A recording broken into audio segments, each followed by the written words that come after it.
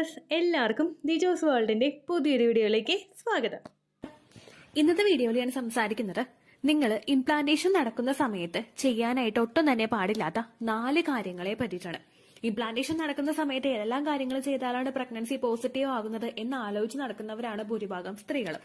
അപ്പോൾ അങ്ങനെ നമ്മൾ ആലോചിച്ച് നടക്കുന്ന സമയത്ത് നമ്മൾ ചെയ്യാൻ പാടില്ലാത്ത കുറച്ച് കാര്യങ്ങളും കൂടിയുണ്ട്. ചെയ്യേണ്ട കാര്യങ്ങൾ നമ്മൾ ശ്രദ്ധിക്കുമ്പോൾ ചെയ്യാൻ പാടില്ലാത്ത കാര്യങ്ങളും കൂടി നമ്മൾ ശ്രദ്ധിക്കണമല്ലോ.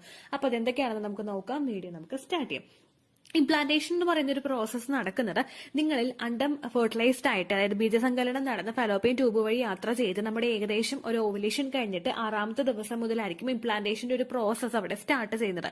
ഇംപ്ലാന്റേഷന്റെ ഒരു പ്രോസസ്സ് സ്ലോലി അങ്ങോട്ട് സ്റ്റാർട്ടായി എൻഡോമെട്രിയൽ ലൈനിങ്ങിലെ എംബ്രിയോ അങ്ങോട്ട് അറ്റാച്ച് ആയി ആ ഒരു പ്രോസസ്സ് അവിടെ കംപ്ലീറ്റ് ആവുന്നു. ഈ ഒരു പ്രോസസ്സ് കഴിഞ്ഞതിന് ശേഷം പലർക്കും പലതരത്തിലുള്ള വ്യത്യാസങ്ങൾ ഉണ്ടാവാറുണ്ട്. അപ്പോൾ ഏകദേശം നമ്മൾ ഓവുലേഷൻ കഴിഞ്ഞിട്ടുള്ള ഒരു 12 ഡേയ്സ് എങ്കിലും നമ്മൾ ഈ കാര്യങ്ങൾ മസ്റ്റ് ആയിട്ട് ശ്രദ്ധിക്കണം. കാരണം അതിനുശേഷമുള്ള സമയത്ത് നമ്മൾ ഇത് ചെയ്യുന്നത് ഒരു ഏർലി സ്റ്റേജിൽ തന്നെ മിസ്കാരേജ് ഉണ്ടാകാനായിട്ട് കാരണമാകുന്നു. അപ്പൊ നമുക്കിത് എന്തൊക്കെയാണെന്ന് നോക്കാം കേട്ടോ. ആദ്യത്തേന്ന് പറയുന്നത് കൃത്യമായിട്ട് ഉറങ്ങാതിരിക്കുക എന്നുള്ളൊരു കാര്യമാണ്.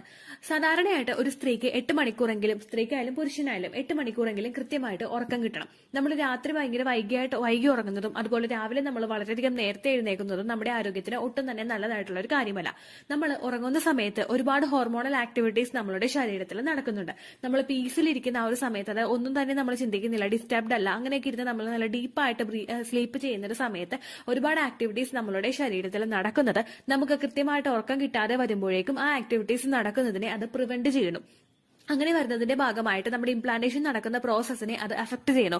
നമ്മൾ ഒരു 2-3 ദിവസമൊക്കെ കൃത്യമായിട്ടൊക്കെ സമയത്ത് നമുക്ക് ഉറങ്ങാൻ പറ്റാതെ വന്നു കഴിഞ്ഞാൽ ഒരുപാട് ബുദ്ധിമുട്ട് നമുക്ക് അതിനടുപ്പിച്ചുള്ള ദിവസങ്ങളിൽ കാണാനായിട്ട് സാധിക്കും. ഈ ബുദ്ധിമുട്ടുകളൊക്കെ വന്നു കഴിഞ്ഞാൽ നമ്മളുടെ ശരീരം നോർമൽ ബോഡിയിലോട്ട് പോകാൻ വേണ്ടിയിട്ട് കുറച്ച് ടൈം എടുക്കുന്നു. അപ്പൊ ഇങ്ങനെ വരുമ്പോഴേക്കും നമുക്ക് കൂടുതൽ ഡിസ്റ്റർബൻസ് നമ്മളുടെ ശരീരത്തിൽ ഉണ്ടാവുകയും ഇംപ്ലാന്റേഷന്റെ പ്രോസസ്സിന് അധികം ഇമ്പോർട്ടൻസ് കൊടുക്കാനായിട്ട് പറ്റാതെ വരികയും ചെയ്യുന്നു. അപ്പോൾ നിങ്ങൾ കൃത്യമായിട്ട് ഉറങ്ങാനായിട്ട് ശ്രദ്ധിക്കുക. വീട്ടമ്മമാര് ഉച്ചയ്ക്ക് ഒരുപാട് നേരം കിടന്നുറങ്ങാതിരിക്കാൻ പ്രത്യേകം ശ്രദ്ധിക്കണം. നമ്മൾ കൂടുതൽ നേരം ഉച്ചയ്ക്ക് കിടന്നുറങ്ങിക്കഴിഞ്ഞാൽ രാത്രി നമുക്ക് ഉറക്കം ഉണ്ടാവില്ല.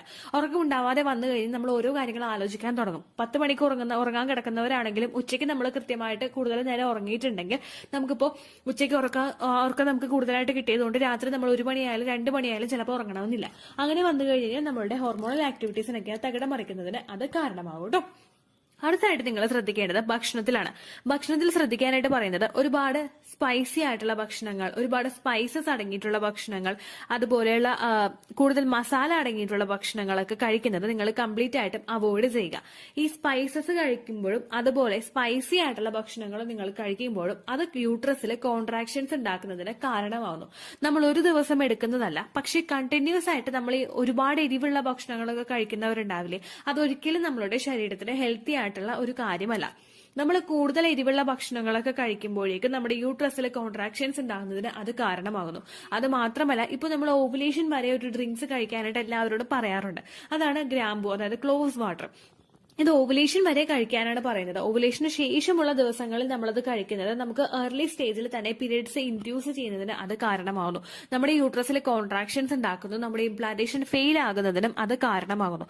അതുകൊണ്ട് തന്നെ ഒരുപാട് സ്പൈസി ആയിട്ടുള്ള ഭക്ഷണങ്ങളും സ്പൈസസ് ആയിട്ടുള്ള സുഗന്ധവ്യഞ്ജനങ്ങളായിട്ടുള്ള വസ്തുക്കളും ഉപയോഗിക്കുന്നത് നിങ്ങൾ കംപ്ലീറ്റ് ആയിട്ട് കുറയ്ക്കുക കേട്ടോ. കറുവപ്പട്ട ഒന്നും കൂടുതലായിട്ട് കഴിക്കാനായിട്ട് പാടില്ല. അതുപോലെ ഒരുപാട് മസാല നിങ്ങൾ കറിക്ക് ആഡ് ചെയ്തിട്ട് കഴിക്കാനായിട്ട് പാടില്ല കേട്ടോ. അതുപോലെ തന്നെ ഞാൻ ഒരുപാട് വീഡിയോസിൽ പറയുന്നത് പോലെ തന്നെ പുറത്തുനിന്ന് ഭക്ഷണം കഴിക്കുന്നത്, അത് ഏത് ഭക്ഷണമായാലും കഴിക്കുന്നത് നിങ്ങൾ കുറയ്ക്കുക. വീട്ടിലുണ്ടാക്കിയിട്ടുള്ള ഹെൽത്തി ആയിട്ടുള്ള ഭക്ഷണങ്ങൾ കഴിക്കുക. നിങ്ങൾ ഫ്രൂട്ട്സ് കഴിക്കുക ധാരാളം, അതുപോലെ തന്നെ വെജിറ്റബിൾസ് കഴിക്കുക കേട്ടോ, നട്ട്സ് കഴിക്കുക, ഇതെല്ലാം നല്ലതായിരിക്കും കേട്ടോ. അടുത്തതായിട്ട് നിങ്ങൾ ശ്രദ്ധിക്കേണ്ടത് എക്സ്ട്രീം ആയിട്ടുള്ള വർക്കൗട്ട്സ് ചെയ്യുന്നത് കുറയ്ക്കുക. നമ്മൾ ഫാറ്റ് ലോസിന് വേണ്ടിയിട്ടും അതുപോലെ വെയിറ്റ് ലോസിന് വേണ്ടിയിട്ടും നിങ്ങൾ ചെയ്യുന്ന എക്സസൈസ് പ്രഗ്നൻസി ആയിട്ട് ട്രൈ ചെയ്യുന്ന സമയത്ത് ചെയ്യാനേ പാടില്ല. നേരെ മറിച്ച് ഫെർട്ടിലിറ്റി ഇൻക്രീസ് ചെയ്യാനായിട്ട് സഹായിക്കുന്ന ഫെർട്ടിലിറ്റി യോഗാസ് ഉണ്ട്.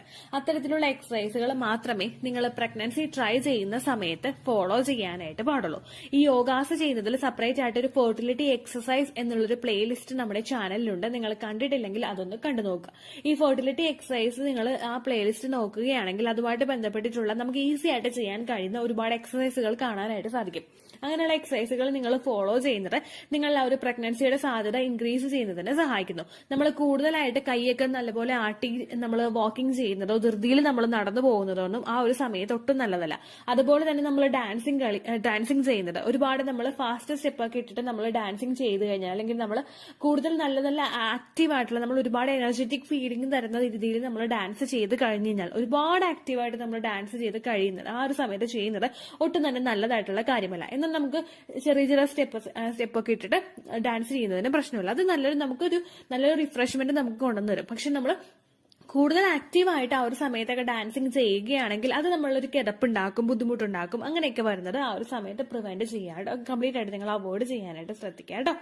ഏറ്റവും കൂടുതൽ അടുത്തതായിട്ട് നിങ്ങൾ ശ്രദ്ധിക്കേണ്ട കാര്യം, ഇംപ്ലാന്റേഷൻ നടക്കുമോ നടക്കില്ലേ എന്ന് ആലോചിച്ച് നിങ്ങൾ വിഷമിക്കാതെ ഇംപ്ലാന്റേഷൻ നടക്കുന്നെങ്കിൽ ആ ഒരു പ്രോസസ്സ് നടക്കട്ടെ എന്ന് വിചാരിച്ച് മാത്രം നിങ്ങൾ മുൻപോട്ടേക്ക് പോവുക. നിങ്ങൾ ഇംപ്ലാന്റേഷൻ കഴിഞ്ഞു കഴിഞ്ഞാൽ ഓവറായിട്ടുള്ള ഒരു അറ്റൻഷൻ നമ്മളുടെ ശരീരത്തിൽ കൊടുക്കാതിരിക്കുക. നോർമൽ ആയിട്ടുള്ള കാര്യങ്ങൾ മാത്രം നിങ്ങൾ ചെയ്ത് പോവുക. ജസ്റ്റ് ഇംപ്ലാന്റേഷൻ കഴിഞ്ഞു എന്നുള്ളൊരു വിചാരം മാത്രം നമ്മുടെ മനസ്സിൽ വെക്കുക. ഓവറായിട്ട് അതിരുന്ന് ആലോചിച്ച് ഞാൻ എന്തെങ്കിലും ചെയ്ത് കഴിഞ്ഞാൽ ഇംപ്ലാന്റേഷൻ ഫെയിൽ ആക്കുമോ, അല്ലെങ്കിൽ എന്റെ ഇംപ്ലാന്റേഷൻ ഫെയിൽ ആയിട്ടുണ്ടാകും, എനിക്ക് മുഖത്തൊരു കുരു വന്നു, ഇത് പീരിയഡ്സ് ആകുന്ന സമയത്ത് മാത്രമല്ല എനിക്ക് വരാറുള്ളൂ, അല്ലെങ്കിൽ എനിക്ക് ക്രാംസ് ഉണ്ടാവുന്നുണ്ട്, ഇത് പീരിയഡ്സ് ആകുമ്പോൾ മാത്രമല്ല ഉണ്ടാവുന്നുള്ളൂ. അങ്ങനെയുള്ള ഓവറായിട്ടുള്ള തിങ്കിങ്ങും തോട്ട്സും നിങ്ങൾ കംപ്ലീറ്റ് ആയിട്ട് അവോയ്ഡ് ചെയ്യുക. കൂടുതൽ ടെൻഷനും സ്ട്രെസ്സും ഒക്കെ വരുന്ന സമയത്ത് നല്ല നല്ല പാട്ടുകൾ കേൾക്കാനോ അല്ലെങ്കിൽ ഭക്തിഗാനങ്ങൾ കേൾക്കാനോ അല്ലെങ്കിൽ പ്രാർത്ഥിക്കാനോ അല്ലെങ്കിൽ മെഡിറ്റേഷൻ ചെയ്യാനോ അങ്ങനെയുള്ള കാര്യങ്ങൾ എന്തെങ്കിലും ഉണ്ടെങ്കിൽ നിങ്ങൾ അത് ചെയ്യാട്ടോ. ഒരിക്കലും ഇംപ്ലാന്റേഷൻ ഫെയിൽ ആകുമോ ഇല്ലയോ എന്ന് ആലോചിച്ച് ഇവിടെ നിന്ന് നിങ്ങൾ വിഷമിച്ച് പോകാതെ ഇരിക്കുക കേട്ടോ. പിന്നെ അടുത്തതായിട്ട് ശ്രദ്ധിക്കേണ്ട ഏറ്റവും ഇമ്പോർട്ടന്റ് ആയിട്ടുള്ള കാര്യങ്ങൾ, ഇംപ്ലാന്റേഷൻ നടക്കുന്ന സമയത്ത് ഫിസിക്കൽ കോൺടാക്ട് ചെയ്യാനേ പാടില്ല. കംപ്ലീറ്റ് ആയിട്ട് നിങ്ങൾ അവോയ്ഡ് ചെയ്യുക. ഇനി ഇൻ കേസ് നിങ്ങൾക്ക് ചെയ്യേണ്ട ഒരു സിറ്റുവേഷൻ വരുന്നുണ്ടെങ്കിൽ, അതായത് രണ്ടുപേരും ഹ്യൂമൻ ബീങ്സ് ആണ്, അവർക്കൊരു ഇൻട്രസ്റ്റ് വന്ന് നിങ്ങൾക്ക് ചെയ്യാനായിട്ട് താല്പര്യമുണ്ടെങ്കിൽ ഓവറായിട്ട് പ്രഷർ കൊടുക്കാതെ, നമ്മൾ കൂടുതൽ പ്രഷർ കൊടുത്ത് വജൈനൽ ഏരിയയെ ഓപ്പൺ ചെയ്യിച്ചുകൊണ്ട് ഫിസിക്കൽ കോൺടാക്ട് ചെയ്യാതിരിക്കുക. അതായത് രണ്ടുപേർക്കും ഒരുപോലെ തന്നെ ഓർഗാസം വന്നതിന് ശേഷം നിങ്ങൾ ഫിസിക്കൽ കോൺടാക്ട് ചെയ്യുക. കാരണം ആ ഒരു പ്രോസസ്സ് നിങ്ങൾ എന്നിട്ട് മാത്രം സ്റ്റാർട്ട് ചെയ്യുക. അല്ലാതെ ഇപ്പോൾ സ്ത്രീയുടെ വജൈനൽ ഏരിയ ഡ്രൈ ആണെങ്കിൽ ഒരു പ്രഷർ കൊടുത്ത് അങ്ങോട്ടേക്ക് എൻ്റർ ചെയ്ത് കൊടുക്കുമ്പോഴേക്കും അത് നമ്മുടെ ശരീരത്തിൽ നല്ലതായിട്ടുള്ള ഒരു കാര്യമല്ല. അങ്ങനെ നമ്മൾ കൂടുതൽ പ്രഷർ നമ്മുടെ ശരീരത്തിൽ കൊടുക്കുമ്പോഴേക്കും ഒരിക്കലും സ്ത്രീകൾക്ക് ആ ഒരു പ്രോസസ്സ് എൻജോയബിൾ ആവില്ല. അങ്ങനെ വന്നു കഴിഞ്ഞാൽ ശരീരത്തിനും അതിനായിട്ടുള്ള ബുദ്ധിമുട്ടുകളൊക്കെ നമുക്ക് കാണിച്ചു തരാനായിട്ട് തുടങ്ങും. അതുകൊണ്ട് ഒരിക്കലും സ്ത്രീക്ക് ഓർഗാസം വരാത്ത സമയത്ത് ഫിസിക്കൽ കോൺടാക്ട് ചെയ്യാതിരിക്കുന്നതാണ് ഇംപ്ലാന്റേഷൻ നടക്കുന്ന സമയത്ത് നല്ലത്. ഒട്ടും തന്നെ ഫിസിക്കൽ കോൺടാക്ട് ചെയ്യാതിരിക്കുന്നതാണ് നല്ലത്. ഇനി ഇൻ കേസ് നിങ്ങൾക്ക് ആഗ്രഹമുണ്ടെങ്കിൽ രണ്ടുപേരും ഒരുമിച്ച് ഒരുപോലെ ആക്റ്റീവ് ആയതിനു ശേഷം മാത്രം ഫിസിക്കൽ കോൺടാക്ട് ചെയ്യാട്ടോ. ഇത്രയും കാര്യങ്ങൾ നിങ്ങൾ കൃത്യമായിട്ട് ശ്രദ്ധിക്കുകയാണെങ്കിൽ ഉറപ്പായിട്ടും നിങ്ങൾക്ക് പ്രഗ്നൻസി സക്സസ്ഫുൾ ആകാനായിട്ട് അത് ഹെൽപ്പ് ചെയ്യും. ഒരുപാട് പേര് നമ്മുടെ ചാനൽ ഫോളോ ചെയ്തിട്ട് പ്രഗ്നന്റ് ആയിട്ടുണ്ട് എന്ന് പറയുന്നുണ്ട്. ഓരോ ദിവസവും ഞാൻ സക്സസ് സ്റ്റോറീസ് ഇടുന്നത് നിങ്ങൾക്ക് ജസ്റ്റ് ഒരു മോട്ടിവേഷൻ തരാൻ വേണ്ടിയിട്ടാണ്. ഒരുപാട് പേര് പറയുന്നുണ്ട് ഇത് പറഞ്ഞ കാര്യം തന്നെയല്ലേ എന്ന് പറയുന്നുണ്ട്. പക്ഷെ പറഞ്ഞ കാര്യമല്ലാതെ ഇതിൽ കൂടുതലായിട്ട് നമ്മൾ എന്ത് പറയാനാണ്? അപ്പോൾ കൂടുതലായിട്ട് ആളുകൾ കേൾക്കുമ്പോഴേക്കും അവർക്ക് ഒരു ഇൻഫർമേഷൻ കിട്ടുന്നു. അപ്പൊ ഇന്ന ഭക്ഷണം കഴിച്ചാലേ റിസൾട്ട് ഉണ്ടാവുള്ളൂ എന്നുള്ളൊരു കാര്യം, ഒരു തിങ്കിങ് അവരുടെ മനസ്സിലോട്ട് വരുന്നു. പിന്നെ കേട്ടോണ്ടിരിക്കുന്നവർ മാത്രമല്ലല്ലോ, പുതിയതായിട്ട് വ്യൂവേഴ്സ് വരുമ്പോഴേക്കും അവർക്ക് നമ്മൾ അതിനനുസരിച്ച് ഇൻഫർമേഷൻ പറഞ്ഞു കൊടുക്കണ്ടേ. അത്രയേ ഉള്ളൂ വീഡിയോ. യൂസ്ഫുൾ ആയി കാണുമെന്ന് വിശ്വസിക്കുന്നു. യൂസ്ഫുൾ ആവുന്നുണ്ടെങ്കിൽ ലൈക്ക് ചെയ്യുക, ഫ്രണ്ട്സിനൊക്കെ ഷെയർ ചെയ്ത് കൊടുക്കുക കേട്ടോ. എന്തെങ്കിലും സംശയം ഉണ്ടെങ്കിൽ നിങ്ങൾ കമന്റ്സിൽ ചോദിക്കുക. പണ്ടത്തെ വീഡിയോയ്ക്ക് കമന്റ്സ് ഇടുന്നവർക്ക് റിപ്ലൈ ലഭിക്കുന്നില്ലെങ്കിൽ ലേറ്റസ്റ്റ് ആയിട്ട് ഞാൻ ഏത് വീഡിയോ ആണ് അപ്ലോഡ് ചെയ്യുന്നത് അതിന് താഴെ കമന്റ് ഒന്ന് കോപ്പി പേസ്റ്റ് ചെയ്യാനായിട്ട് ശ്രദ്ധിക്കുക കേട്ടോ. അതുപോലെ ഓവുലേഷൻ ഡേറ്റ് കാൽക്കുലേറ്റ് ചെയ്ത് തരാനായിട്ട് റിക്വസ്റ്റ് ചെയ്യുന്ന ആളുകൾ എത്രയാണോ സൈക്കിൾ ലെങ്ത് അത് മെൻഷൻ ചെയ്യാനായിട്ട് ശ്രദ്ധിക്കുക. സൈക്കിൾ ലെങ്ത് എന്നതുകൊണ്ട് ഉദ്ദേശിച്ചത് ഓരോ മാസവും എത്ര ദിവസം കൂടുമ്പോഴാണോ ബ്ലീഡിങ് വരുന്നത് അതാണ് സൈക്കിൾ ലെങ്ത്. കഴിഞ്ഞ മാസം ഒരു 8-ാം തീയതിയാണ് ബ്ലീഡിങ് ആയതെങ്കിൽ ഈ മാസം 6-ാം തീയതിയാണ് ബ്ലീഡിങ് ആയതെങ്കിൽ കഴിഞ്ഞ മാസം 8-ാം തീയതി മുതൽ ഈ മാസം 6-ാം തീയതി വരെ എത്ര ദിവസമുണ്ടോ അത് കാലണ്ടറിൽ എണ്ണി തിട്ടപ്പെടുന്നതാണ് നിങ്ങളുടെ സൈക്കിൾ ലെങ്ത്. സൈക്കിൾ ലെങ്ത് നമ്മൾ കൃത്യമായിട്ട് കാൽക്കുലേറ്റ് ചെയ്യുകയാണെങ്കിൽ ഓവുലേഷൻ ഡേറ്റ് എളുപ്പത്തിൽ കണ്ടുപിടിക്കാൻ വേണ്ടിയിട്ട് ഒരുപാട് ആപ്ലിക്കേഷൻസും ഒരുപാട് ഓൺലൈൻ ആയിട്ടുള്ള വെബ്സൈറ്റുകളും ഇന്ന് നമുക്ക് അവൈലബിൾ ആണ്. പ്ലേ സ്റ്റോറിൽ പോയിട്ട് ഓൺലൈൻ ഓവുലേഷൻ ട്രാക്കർ എന്ന് ടൈപ്പ് ചെയ്ത് കഴിഞ്ഞാൽ നിങ്ങൾക്ക് അതുമായിട്ട് ബന്ധപ്പെട്ടിട്ടുള്ള ആപ്ലിക്കേഷൻസ് കിട്ടും. അത് പറ്റുന്നില്ല എങ്കിൽ ഗൂഗിളിൽ പോയിട്ട് ഓൺലൈൻ ഓവുലേഷൻ കാൽക്കുലേറ്റർ എന്ന് ടൈപ്പ് ചെയ്ത് കഴിഞ്ഞാൽ അതുമായിട്ട് ബന്ധപ്പെട്ടിട്ടുള്ള വെബ്സൈറ്റുകൾ നിങ്ങൾക്ക് കിട്ടും. അതിൽ നിങ്ങളുടെ ലാസ്റ്റ് മന്തിലെ മെൻസ്ട്രേഷന്റെ ഡേറ്റും ഒപ്പം ഞാൻ ഈ പറഞ്ഞ രീതിക്ക് നിങ്ങൾ കാൽക്കുലേറ്റ് ചെയ്യുന്ന സൈക്കിൾ ലെങ്ത്തും എൻ്റർ ചെയ്ത് കൊടുക്കുകയാണെങ്കിൽ നിങ്ങൾക്ക് കൃത്യമായിട്ട് ഓവുലേഷൻ ഡേറ്റ് കണ്ടുപിടിക്കാനായിട്ട് സാധിക്കും.